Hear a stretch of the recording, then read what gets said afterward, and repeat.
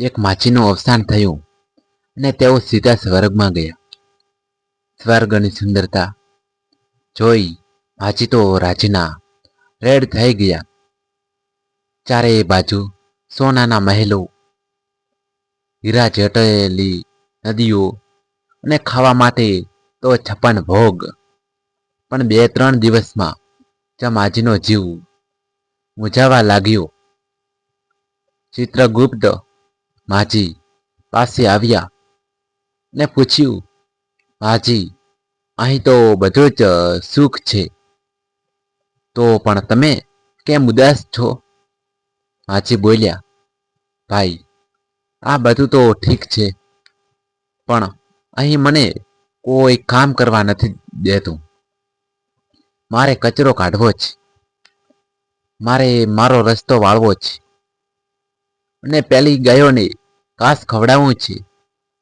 ચિત્રગુપ્તે હસીને કહ્યું, માજી, અહીં બધું જાતે જ થઈ જાય છે, તમારે કંઈ કરવાની જરૂર નથી.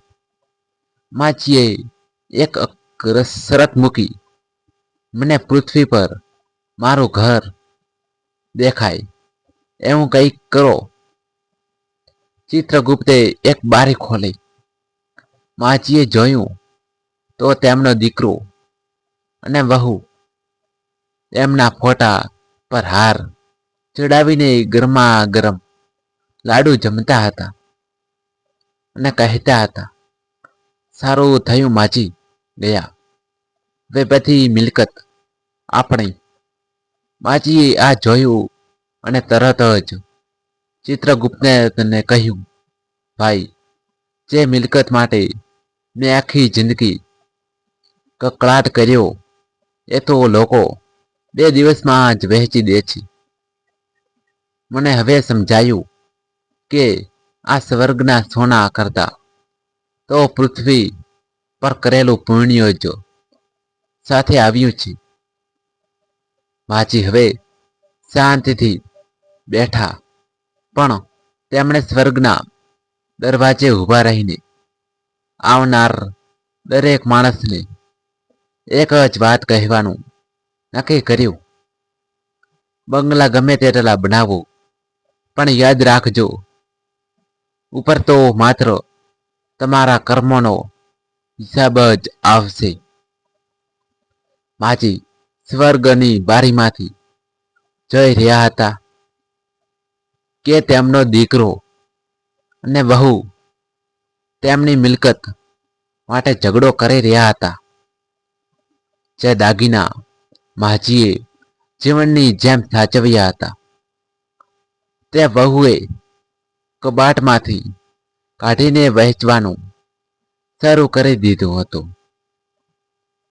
માજીને આ બધું જોઈને બહુ દુઃખ થયું. તેઓ ચિત્રગુપ્ત પાસે દોડી ગયા અને બોલ્યા, સાહેબ, મારે પૃથ્વી પર પાછું જવું છે.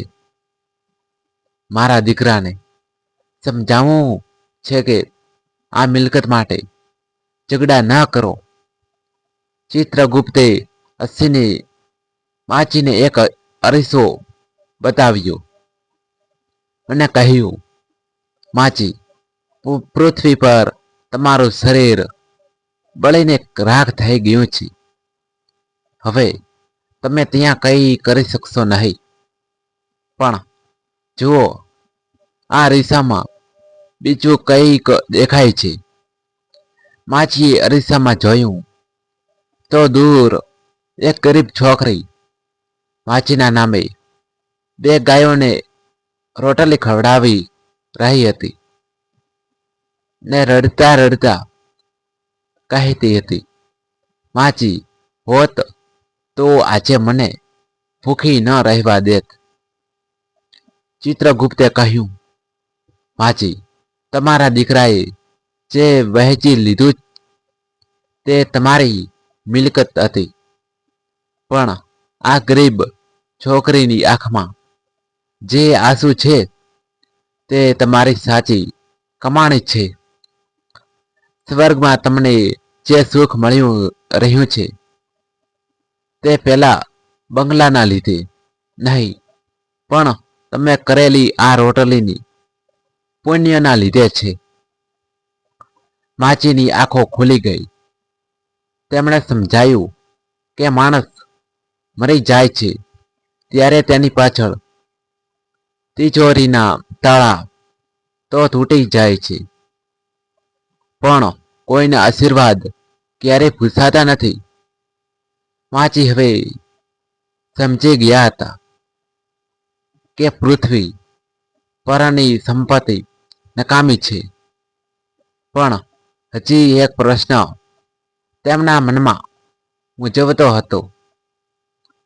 તેમણે ચિત્રગુપ્તને પૂછ્યું, સાહેબ, આ સ્વર્ગમાં આટલા બધા મહેલો છે, પણ અહીં સૌથી વધુ સુખી કોણ છે?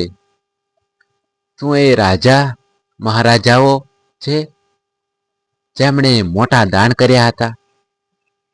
ચિત્રગુપ્ત વાંચીને સ્વર્ગના એક નાના ખૂણે લઈ ગયા. ત્યાં એક માજી સાવ સાદા કપડામાં બેસીને નાના નાના બાળકો સાથે રમી રહ્યા હતા. તેમની આસપાસ એટલી શાંતિ અને તેજ હતું કે મોટા મહેલો પણ ચાખા લાગી. ચિત્રગુપ્તે કહ્યું, માજી, આ એ સ્ત્રી છે જે પૃથ્વી પર એકદમ ગરીબ હતી.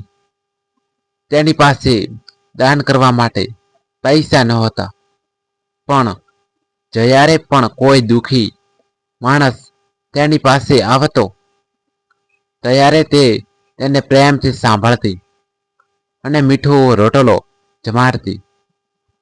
તેણે ક્યારેય કોઈનું ખરાબ વિચાર્યું ન હતું. વાંચીને સમજાઈ ગયું કે સ્વર્ગમાં સ્થાન મેળવવા માટે મોટા દાનની નહીં, પણ મોટા હૃદયની જરૂર છે. માજીએ પોતાની સોનાની માળા ઉતારી દીધી અને બોલ્યા, મારે હવે કોઈ મહેલ નથી જોઈતો. મને બસ આ સેવાની સુગંધમાં રહેવા દો. ત્યાં જ ઉપરથી અવાજ આવ્યો, જેણે પૃથ્વી પર બીજાના આંસુ લૂછ્યા છે તેના માટે જ સ્વર્ગના દાર ખુલ્યા છે.